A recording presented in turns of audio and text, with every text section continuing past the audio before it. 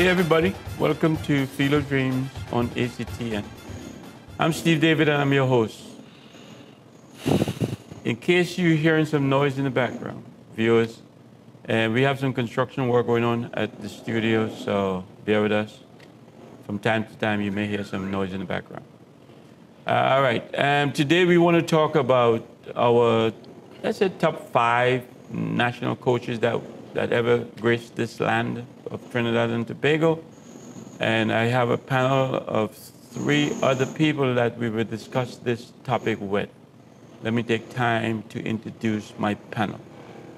Next to me is my co-host, Narada Wilson. Welcome to Set, Narada. Yes, always a pleasure to be here and discuss this illustrious topic of, men that took our country to great heights. And it will be an interesting discussion. Have you visited our lounge that opened in Point Fun lately? Yes, I've made sure that my presence is felt very often, and I am enjoying my time down there, and I hope we continue to build from strength to strength. Good. Thank you for coming, and thank you for being here. And we're going to ask Larry Joseph the same question. Welcome to the set, Larry. Thanks again, Steve. No, I haven't been to your lounge. You don't need to ask me anymore. All right. And next to Larry, we have Jefferson George. Welcome to the set, Jefferson. Thank you, Steve. Always a pleasure. I know. We're glad to have. Huh? What do you know? I haven't been to the lodges yet. You haven't? Have you been to Point? Not even the launch. Have you even been to Point? I haven't been to Point in a while. Okay. So I'm just recovering from the whole quarantine, just gently pushing out my boundaries to go further and further places. But our facility is running. It's up and going, viewers, and feel free to visit, and we welcome everybody. Okay, guys. Our discussion is really on, I say top 5, but if it's top 7, no problem, whatever we want to do. But we want to talk about our top national coaches that we ever had, because there was a big discussion on that at the launch. Big discussion on who are the Trinidad top coaches. And let's throw it out there and see if we can talk about who we think the top 5 coaches are, or so. So, to start, since Narada is the youngest, let's start with him and see what he has, and we build from there. We build from the youth come up, okay? From the ground come up. Narada? So I think for me, national coaches, I think the 2 I could start with at least, actually I could go with 3. I would have to say I would start with Mr. Gally Cummings for the memory that he left. Well, that was the time I was, introduced to football more or less. The memory that he left, that was a team that left a mark on Trinidad and Tobago football that even 20, 30 years later, we still talk about that era. I think he got a belief into the nation based on what you hear people, there's a song, there's a chant, it's probably the jersey that is most recognizable of our footballing era.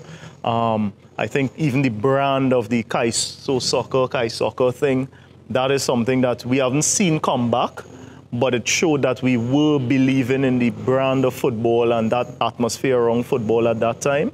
And we'll delve deeper into it. I think for me, 2 would obviously have to be Mr. Leo Ben-Hacker. For me, simply because that was when we actually made the World Cup. Despite the fact that I believe other coaches may have influenced those teams in getting there, the fact that some of the guys were playing at better leagues at the time, I think in history he will go down as the person that got us to get that extra push, because I think the guys were good players. They had a clear path towards them, but he was that missing piece that got them into that mindset to actually believe that we could go on the highest stage and compete. And I think most recently, I would have to go with, for my era of seeing a senior team, would have to be Mr. Stephen Hart is debatable as a guy that was exceptional and I think more because we got back the belief that a local person could take our players to highest heights. Considering that, it was Ben-Hacker that was going for quite a era and it was a foreigner, and we had so many foreigners come into the country and run the national team. But I think Stephen Hart was one that, homeborn, got the experience internationally, came back home and got us to believe in a brand of football and take us to 2 consecutive Gold Cups and actually have some good showings against teams. So I will go there with a start for 3. Did you actually saw Gali, or you were like I was very small. Very too small to remember the atmosphere, but I do remember him being the coach. But I can't say, I could see his philosophies and what was happening in football per se. But I know the personality because I met him when I was about 9, coming as the former national coach. He came to the club that I was playing at, and I remember that presence and, magnanimous figure that came in front of us. So I know he was a great coach because we felt it like we would feel if we see any other top coach around the world. But to say I could understand at the time what he put into the team, I didn't until later on and meeting the guys. Okay, great. Larry? All right, let me see if I can call some coaches. When you're talking about coaches, most people would rely on results as the main point of judging how far did you take the team and how well the team performed. So in our case, the World Cup is the ultimate in terms of football. So Leo Ben-Hakker obviously would have to be mentioned simply because he was the present coach that was coaching the national team that went to the World Cup, all right? We'll drill down into the other details of that as we go into the show. Bertil Sinclair took the national team to the semi-finals of the Gold Cup. So Bertil's name has to be thrown in there. Stephen Hart, based on results and also, I would say, performance, took the team to a Gold Cup, right? Who again? Well, I played under coaches like Edgar Vidal and Issa and Roderick Warner and Alvin Cornell and a little bit with Gali. Gali has to be thrown in there because prior to the 2006 World Cup, we had missed it by 1 point. Before that, it was only with Steve's team in, was it 73, Steve, that you guys also missed it by a point, right? So Gali's name has to be thrown in there simply because of how close we came to the ultimate prize, So those are the coaches, in my estimation, would have left an indelible mark in my mind and also on the local game, and we'll kind of drill down into their performances in a little more detail as we continue into the show. Jefferson George. Right. I would start with Bertil Sinclair, seeing that he's the coach who actually first qualified us to a World Cup, the Under-20 World Cup. And Dwight Yorke was the captain. He also oversaw the early development of Dwight Yorke, who, is probably our most recognizable international player. After that, you'll have, of course, Gally Cummins, who I did have a chance to see and also work with. You'll have to Stephen Hart. I think he's an excellent coach, very organized. And I believe Narada, who mentioned when he had the opportunity to coach our senior team, he did bring back that sense of belief in the players, as long also the fans, right? Did have a huge impact in terms of that. Coaches who, again, I would have worked with at national level, Issa Mohammed, late Issa Mohammed. These are, I think, some of the names that off the top we'd mentioned, and I said we'd go back to sort of fine-tune and see what they've actually contributed in terms of results and impact. Well, you guys didn't mention a couple names who I want to throw in there. Kevin Flaherty, who coached the 73 squad. And also Kenny Joseph, who I don't know if you guys know him at all. He was a soldier and then came and coached the national team before or after Isa, Right. who was also, he was also a good player, a good coach that got good results. And I'm sure there's a lot other that we're going to throw in, but Yeah. for me, Kevin Verity stands on top of the totem pole only because of the success that he had, his philosophy we're going to talk about, Right. I'm sure, and and you'll understand why I felt that way. But there's a lot of people is right up there on the totem pole. Yeah. So let's pick the bone apart. So by the end of the show, I want us to select a top 3 or a top 5. So since you guys give me the names, I would start with Ben Hacker. Right. Let's beat that one up.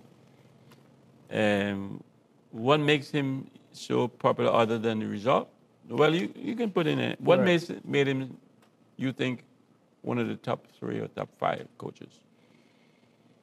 Yeah, I think, comparing Ben Hacker for me with the 2 other coaches that you would have called for the teams that made the success or reached the furthest, if we have to put it that way. Because at the end of the day, it's a sport, it's result-oriented. We may have Verity and Gally Cummings being 2 coaches that would have taken us to the furthest. Ben Hacker was able to take us over the edge. I think it's that pivotal point that may have pipped him when comparing to the other coaches. But there is the fact that he did come with an international reputation of being a coach, at the highest level, compared to the other guys that may not have been at the highest level, but was able to take us just as close. But I believe that the players themselves, he was able to take away whatever was that last hurdle we could not get over as players to qualify for the World Cup. And I think that came from his philosophy. The short time he did have to, in fact, to come in and change the entire, more or less, I guess, the operation or the philosophy of the players on the field. Because he had a time he came right before we actually qualified. So that's why you can't discredit the work of the other guys. However, what he did in that short space of time, not many coaches are successful in doing that. You would hear a coach say, I only had the team for 3 to 6 months. I needed more time to do it. He came in and he got it done. And I think that would speak a lot in terms of whatever his training tactics, his philosophy was to get the team to believe and execute on the field. I think we have to give him credit for that because it's not many could do it in a short space of time to go to the highest level. Maybe it's because the guys before him prepared the guys so well, and he just had to come and. But then, right, and then I think what would take it even further would be on the World Cup spot.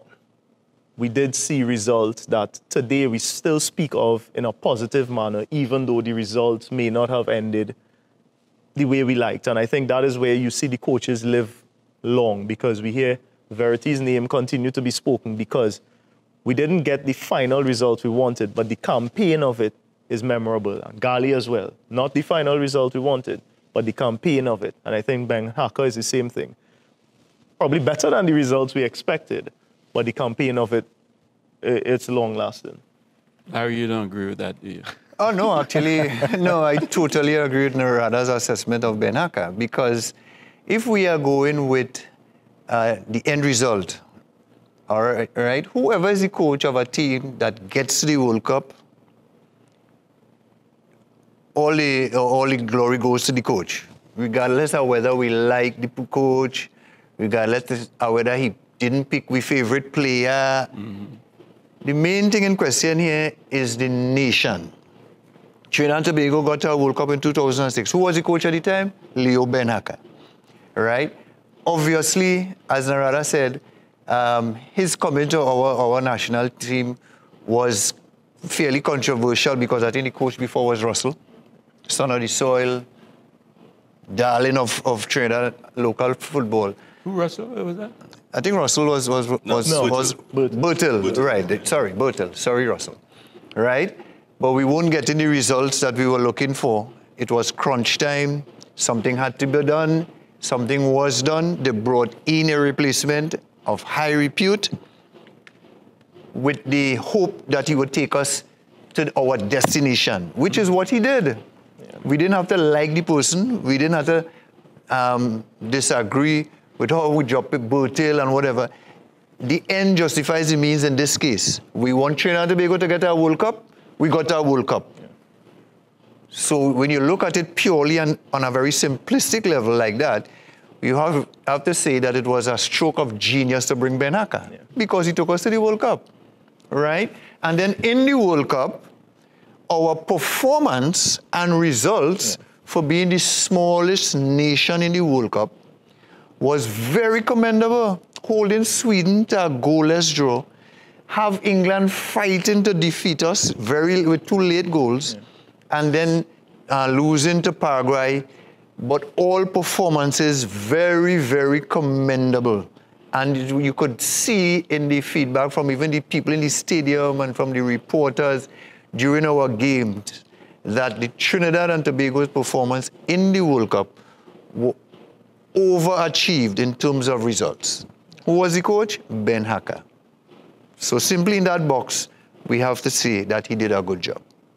All right, we're heading close to the break, so I want you, do you have a lot to say or little? You want to squeeze yours in? I think I have enough. I think those guys did enough talking, but you can't, take away from Ben Hacker, as, both co-hosts mentioned. He was the one who got us there, right? Regardless of what we may have thought about Bertil, how he was removed. Yeah. That is what he achieved, and that achievement will always go down as, a tremendous achievement for us as a country and for him as the head coach at the time. But also, Larry, who was the assistant coach? Was Bertil the assistant coach that went to... No, he had his staff. He brought his staff. Wim Rijsbergen. And whole Dutch supporting staff, because so he had his... The only local... at that level, especially with the shortness at the time, wouldn't work with a local assistant because he was under a lot of pressure to deliver results. In a small nation, as far as he concerned, he probably never heard about us before. Right. So he brought in his staff. Yeah, the only local person on the staff was Michael Morris, the goalkeeper coach. Yeah. Oh, wow. Everybody else he brought with him, which is normal at that level of football, right? That's very normal. Reisenberg was a... he was an assistant coach. So I played against him. Okay. I think he did come back. He did come back as a head coach in a next dispensation. Yes. But not So we're giving him all that credit because... Well, you can't take away the credit from him. You see, what we have to separate is whether the personality from the performance. And a lot of people will judge him on a personality level. Go to get rid of Bertil to bring this man. But if we look at results, forget the personalities. We're in a result-oriented industry. And the result was he took Trinidad and Tobago to the pinnacle of football, which is the World Cup. Full stop. I have one result for you before we go on break.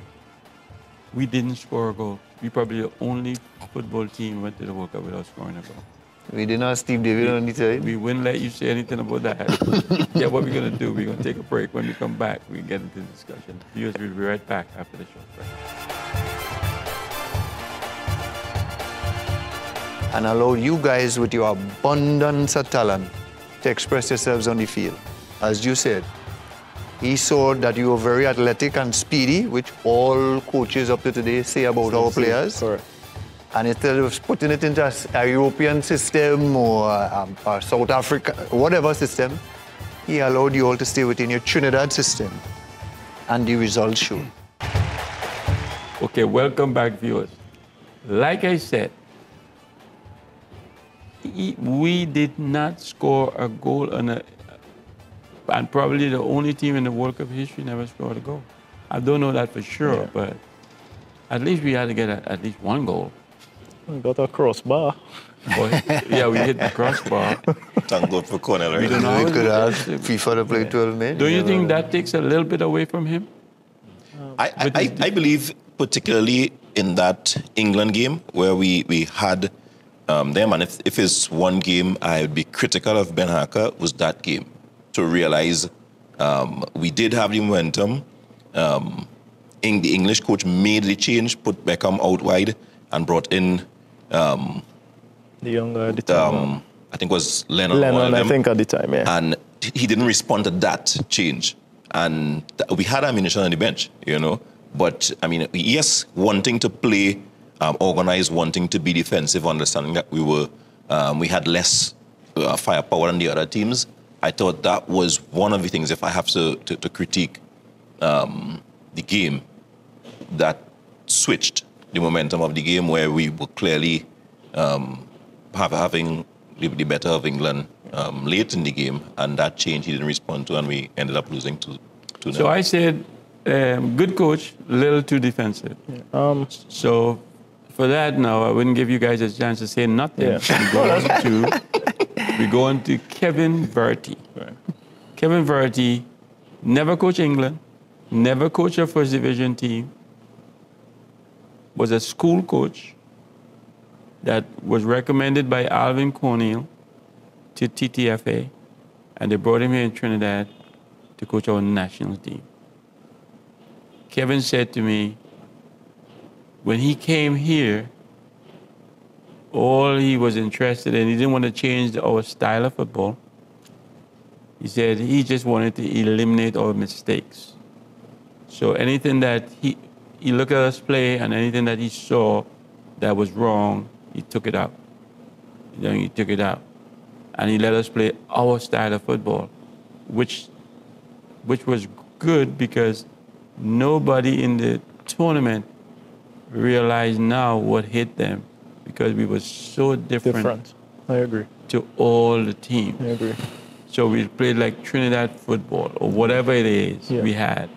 And we felt like there was, at the end of the tournament, not the start, but at the end of the tournament, we felt we could have beat any team in the world because of our style and so on. So I have big props for Kevin for not coming with his philosophy and say, hey, we're going to do all the 4-4-2 or 6-1-5 or whatever formula you want to put on the field.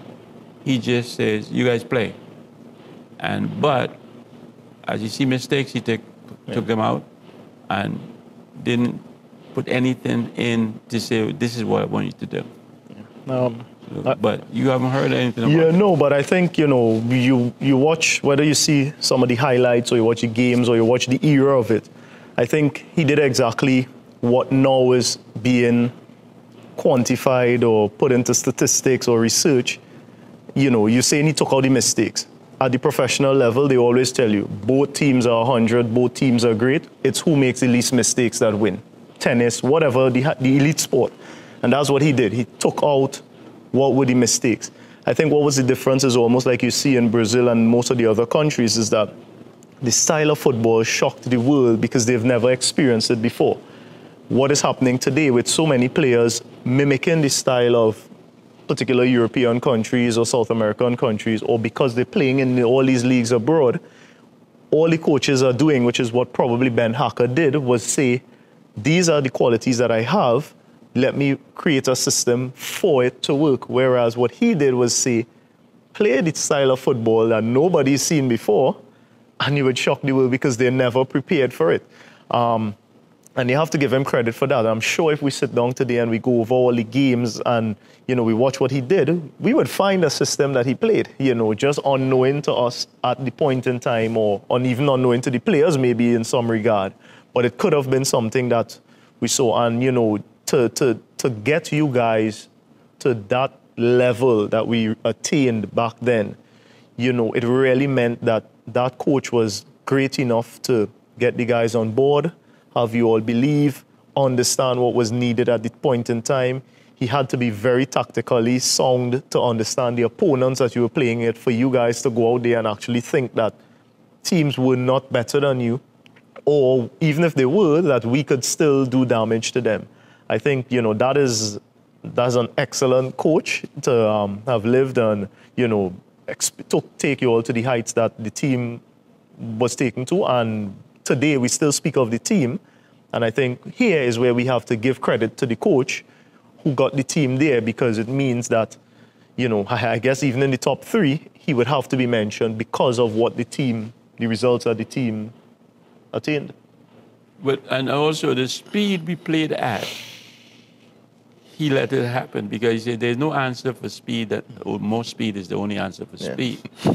So he let us play quick, because most coaches is like, slow down, pass it, slow the game down, because Brazil used to play dead slow. Dead slow, correct. Pap, pap, pap, Mexico, tap. And we, you know, and that was just a different thing.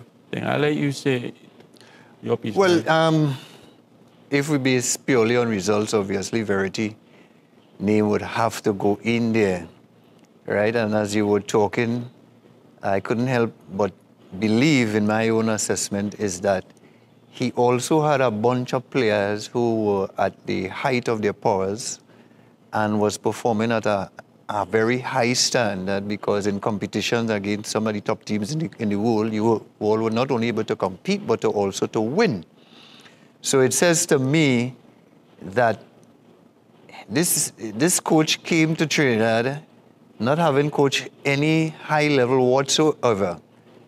So his simple formula was really dependent on 80% on the quality of the people he was coming to coach, which at the time, fortunately for him and for you and for us, was a high level of players in bunches. So we didn't have like 3 or 4 really good players like we do now.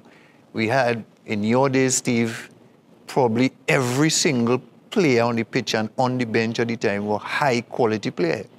So that your level for over 90 minutes was always maintained. Yeah. So I would give kudos for the gentleman for being very tactful in realizing that as far as qualification goes in terms of a coach, he had none. And he was able to use his lack of qualification in a very, very, what we would call tactful way, and allow you guys with your abundance of talent to express yourselves on the field. As you said, he saw that you were very athletic and speedy, which all coaches up to today say about our players. Correct. And instead of putting it into a European system or a South Africa, whatever system, he allowed you all to stay within your Trinidad system. And the results showed. Yeah, I have a slightly different take on it. But although I would have known about Verity's the results, I didn't know that he didn't have a big coaching CV, right? And I think maybe that is what worked in the favor of our country, because he didn't have a reputation to protect. In the case of Ben Hacker going to a World Cup, he's Leo Ben Hacker. You know, he comes with a big name and he's bringing his name to a small country. Correct. In Verity's case, he had the opportunity to coach a fantastic bunch of players based on the results that you will have gotten, because you played not just any teams, you played the best teams and got results. So the plan was not just to contain a good team that you all play against, but to bring the value and the strengths of the players that he had to get a result against a very good team. I think that's a very brave thing to do. And well, obviously it paid great dividends. I always wondered about that era, of course, before I was born. And having developed the confidence in local players to go against the best players that they would have played against, and to be expressive, to be to go out and get a result. I think that's a tremendous tremendous thing to do. And you know what's great about that too? Because that's after that tournament, I turned pro and went to the U.S. And then Pele came in, Beckenbauer came in, Reisenberg came in, Hastings came in, Cruyff, all the big World Cup players in '74. This was '73, '74 World Cup, and then all of them came in after '75 and '76. They came into the U.S. and started playing. And then I realized what Archie was saying to me, they're just flesh and blood like anybody else, man. They're not that great. Because when you're running by them, you say, this is not the Beckenbauer you're talking about. Or this is not the, Yeah. Because they are good collectively, don't get me wrong. But individually, when you're taking them on, it's like, move outside, let me pass. Right? That's it. So then the reality hit you like, then you start getting arrogant. You go on the field with Pele, and you don't even go to shake his hand. He has to come to you to shake. I'm the man, like that. So, but it's amazing how we used to look up at these guys as the big heroes. Just like you said, how Gali was so big when he showed up when you were 9 years old. Yeah. But hey, we all made up the same flesh and blood. Yeah. And we can do anything that any one of us can do. Yeah. That's it. And so now I feel like after a while you say like, I don't really care who you are, what your name is. Yeah. I just play against you. Yeah. And I think, to some extent, again, it goes back to because the coaches are not physically doing the job of the team or the nation on the field, it means they're creating something in the players who go out on the field. It's some mental game that they play, and they have to be skillful at in creating that, because it meant, just as Ben Hacker had to do with the 06 squad, to say, here what? You all are great, and get them to believe that they're a World Cup playing team. Verity had to do for you guys to believe, because if you're saying in 70, when you signed the contract in 74, 75, that you went onto the field and thought you were equal to the guys that everybody around the world is speaking about, that didn't come because you played them every day or you trained with them every day. You went into that believing because of something that was created, off the field by someone that you looked up to. And I think that is where the greatness of a coach comes from. It may not necessarily be, and we've seen it, the CV that you have. It's not just the philosophies that you have. It's that possibility to create that image collectively amongst the group to believe in something greater. Okay, so let's shift to another coach. Yeah. Everett Gali Cummins. Yeah. You want to start, Larry? Well, Gali's stint as a national coach was pretty short, actually. It's just that during that short tenure happened to be World Cup qualifying period. And Gali was able to do almost to the point of qualification. But in the process, he invented a name, he invented a brand, he created so many positives out of what we all have come to know as the strike squad now, that his success as a national coach transcends even the result or the non-result of qualifying for Italy back in 90. Gali was able to take a totally local squad, have them isolated for a period of time, and drill them almost like Verity-like in terms of using only local talent and know-how and brand of playing the game, and took us with a whole nation and region behind that team to the very brink of a World Cup qualifying. So, I mean, what Gali was able to achieve was outstanding. It was purely outstanding, because we sit here almost 30 years later, and the brand of the strike squad is still as strong as 1989. That could not have been by chance, and it was not by chance. So simply because the name has been able to survive even the qualification of a national team going to the World Cup, where the strike squad did not go, but to be able to survive up to today and still carry so many fond memories for so many thousands of people, both here and abroad, speaks volume to what Gali was able to bring to our national team, even for that short period of time that he had the team. Yeah. Gali, again, he is a local legend because of that that stint with the national team, and again, based on his work with the team, the players themselves, for me, at that point, they are superstars. You know, Brian Williams, Francis, Russell Latipi, Leon St. Louis. I mean, they went against the best in CONCACAF, and again, they were fearless. They went out not to contain those teams, but they went out to beat them every single time. And they really do have admiration. And with Gali at the helm, he, as the coach, has to get the credit for that. Yeah. Were you part of that squad or was hanging around Say again? at that time? No, I was a kid. I was probably 11, 10 maybe. Oh, you young sweat. Okay. Still I thought you- peeny, still peeny beard. Okay, no the matches to judge. No, right? Yeah, for me, again, I would agree with Jeff on the last point. It's almost like the coaches the legendary coaches are a reflection of almost the legendary teams or the players. You would sit back and you would say Alex Ferguson because you watch all the Dwight Yorks and the Beckhams in that era. 10, 20 years later, still have personalities that you remember. And I think the strike squad, you call all the guys, and to this day, you see them still look like footballers, still look like they could go out there.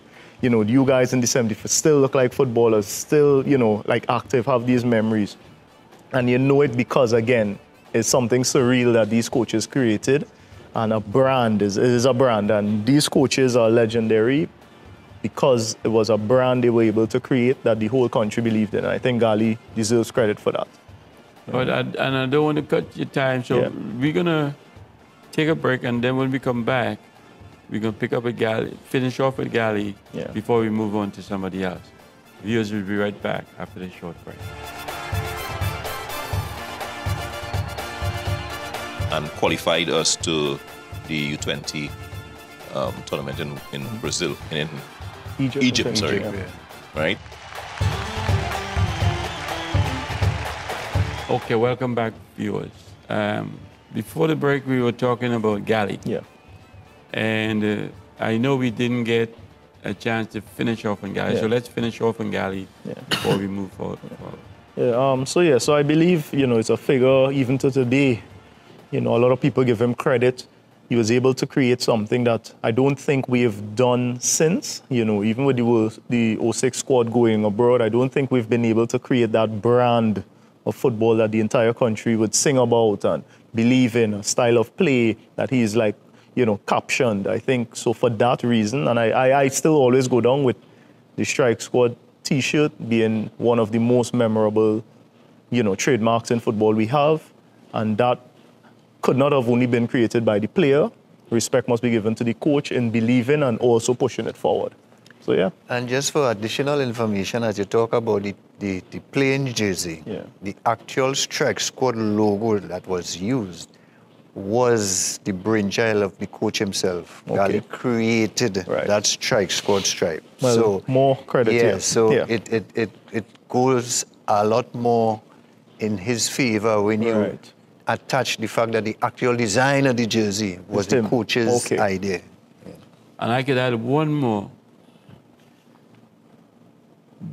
Now is years later, and Strike Squad stand out more than the 2016. That's correct. Yeah. If you look at it, everybody knows about the Strike Squad more than the World Cup 2016. Correct. Yeah, that's correct. That's correct. That is so correct. Yes, and I think that legacy that Gali allowed us to be part of, is just testament to the work that he put in.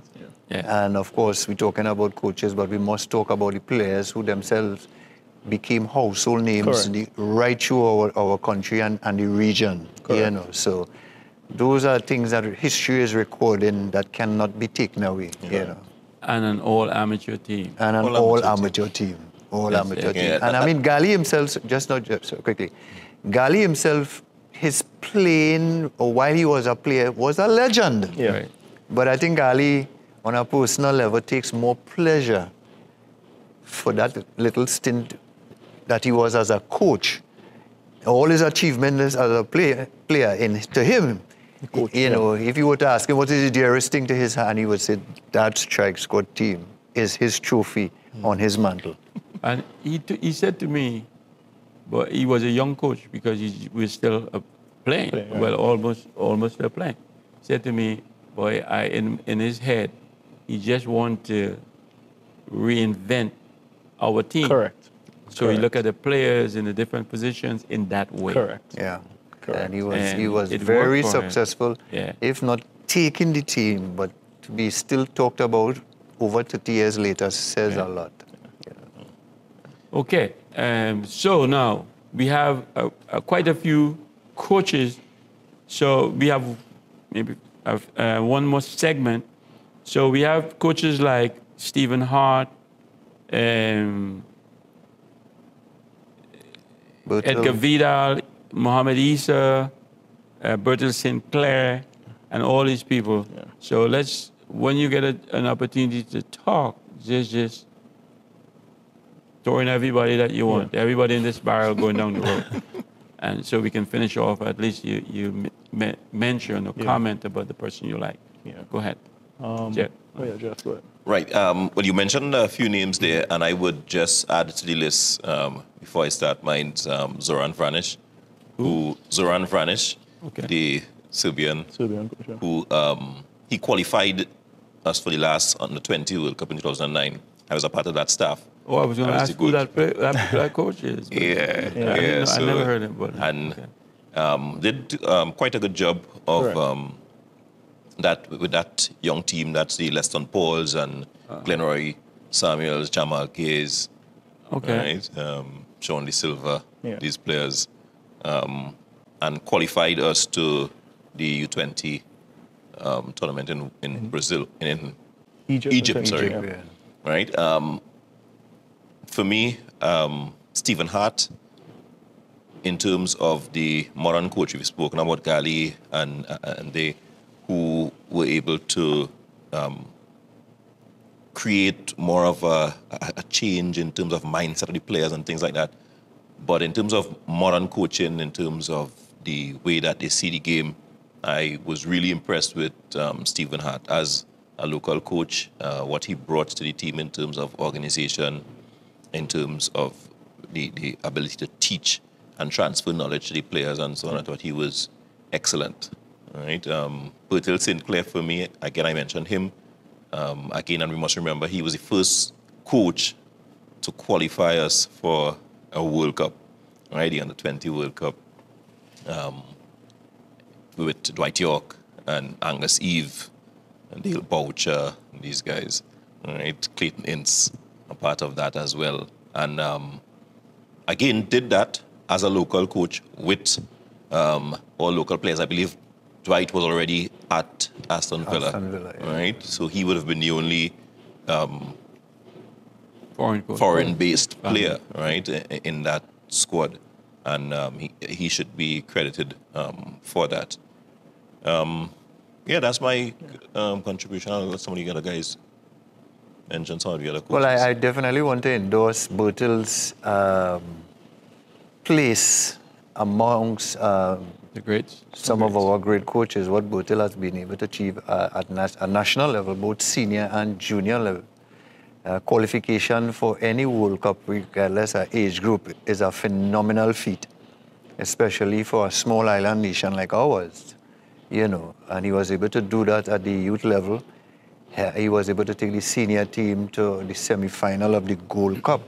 And we didn't get there by playing hopeful football. The football in that particular tournament was fantastic football. The Trinidad team looked well the part for our semi-final placing, you know.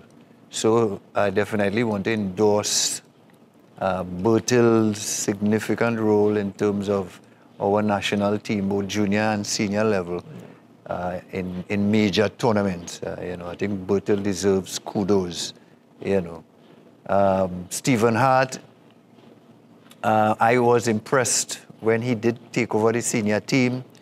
I thought the senior team started to play football that was pleasant to look at. It matched up to international quality when Stephen Hart had the team, in my estimation. I actually went to one of their games in the States when we were playing. The result wasn't too good, but you could see a team that was being coached. And those are some of the things that I look at as a former player and as a national, just looking at the team. Previous to Stephen Hart, I can't remember who was the coach before, but the national team's performance on the field, it looked very abject, and it looked like a team, a headless chicken, didn't know exactly what they were doing. And I think Stephen Hart came in and made major adjustments to our playing style so that we actually looked as if this is a national team. This is a team that's being coached, and this is a team full of players who is taking coaching. And I was impressed with his transformation of our national team at the time that he did take over. All right? Other coaches that I would have played under that maybe it didn't have too much success in terms of tournament would be like Alvin Cornell, fantastic coach, Roderick Warner, who was actually there when I first got on. You know, I think Roderick was able to qualify us for Pan American Games, which at the time was a huge games. You know, I think that would have led to Olympic qualifying if you did well, right? Together with Issa, Issa was the assistant coach to Roderick at the time. So those are some of the coaches that I would have interfaced with. You know, they may not have much highlights in terms of major tournament qualifications to judge them against World Cup and Gold Cup, you know. But they did do pretty well in terms of their results.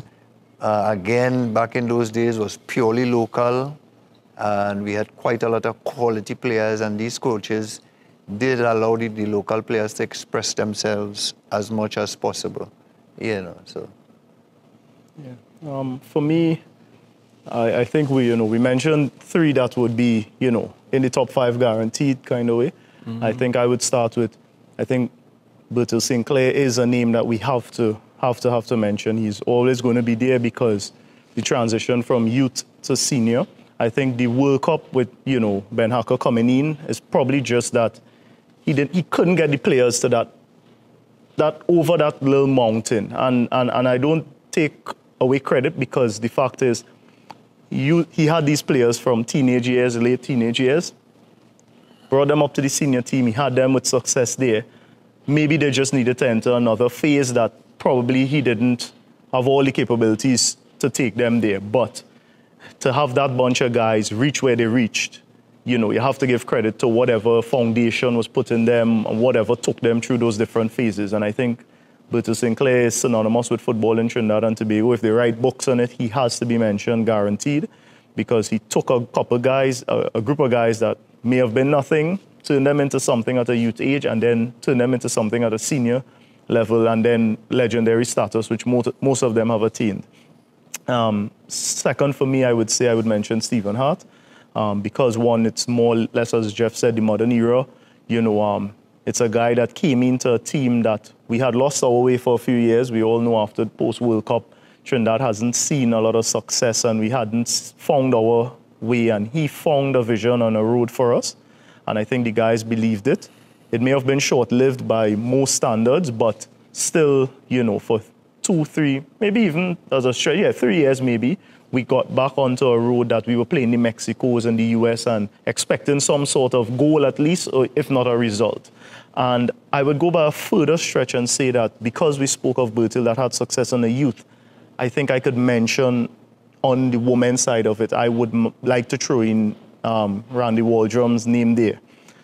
Simply because we had a women's program that went well, and there are guys, you know, Marlon Charles, Jamal Shabazz, who influenced this program, Ricardo Nelson, who influenced these programs for years. But I think at this stage, Mr. Waldrum came into the team. For about a year and a half, you know, Trinidad had a women's team that a lot of the girls were playing abroad. I even represented a couple of them. The girls were playing games that I remember sitting down in huge sports bars and restaurants or abroad and watching Trinidad play Mexico or US and actually seeing these girls going out there and putting up a fight. They played at good universities and high schools. So we had a bunch of girls that were actually on the brink at one point of playing in a stadium and filling 22,000 people in our Hazley Crawford Stadium, which has never been done before. So for me, and there was such uproar when he was released that people even called and negotiated to try and have him back. And I think that is because he got a belief into the women who deserve the success. And at some point, it may not be in the top 5, but I think he may go down as a coach that did well on a national team setting. And we have a person that you guys didn't mention, but I know when I mention it, you're going to say, oh, yeah, Edgar Vidal. Yeah. Because, you see, I told you I would say, oh, yeah. I mentioned him because Edgar was special Edgar was not reserve, but what do you call him? Assistant coach for Kevin Verity. Right. Okay. But when anything Kevin missed, Edgar would come in your ear and say, and we had a saying, when Edgar talks, everybody listens. Trust me, I know that person. When he tells you something, man, you take it and you go with it and you run with it, and it works.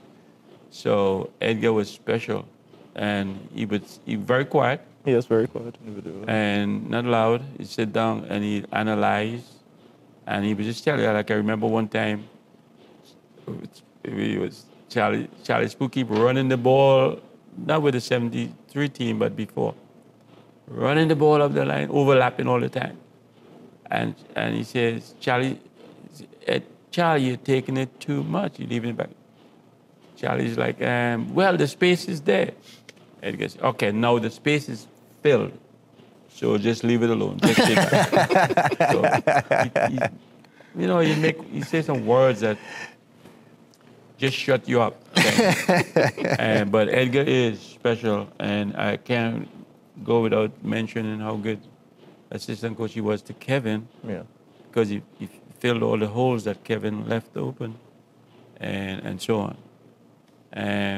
But other than that, I mean, I heard about Kenny Joseph doing so well with our national team. He had a little faults in different things, but as far as a coach, I heard he did excellent, and so on and so on. Yeah. So, just to mention those two. Correct. So now we come into the end, and I want us to decide on a final 5 because we already kind of decided on a 3. A 3, kind of, yeah. Right, which is Ben Hacker, Verity, and Galley. Yeah.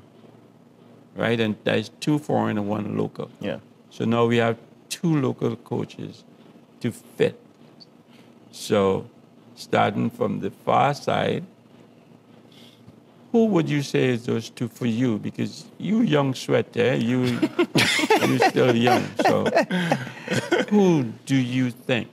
Bertil, Bertil? for sure, yeah. And I'll have to come back with the other one. I'll let Larry go. And who? So I'll let Larry go. I'll come back with the... Okay, you want to come back. Larry, you have any? My number 1 would be Gali. Simply, I Who? would not. Gali would be my number 1. But we have You have, Galley in the you top have 3. Galley in top 3 already. Yeah.